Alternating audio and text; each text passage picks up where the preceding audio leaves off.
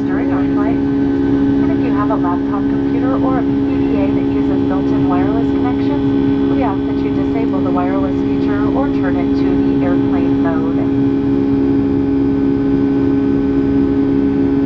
Our captain does have the fasten seatbelt sign illuminated.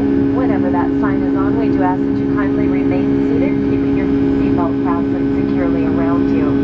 It is very common this time of year that we encounter some unforecasted choppy air.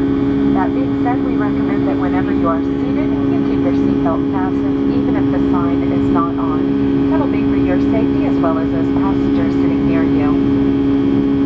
For your convenience, we have 3 lavatories for our main cabin passengers.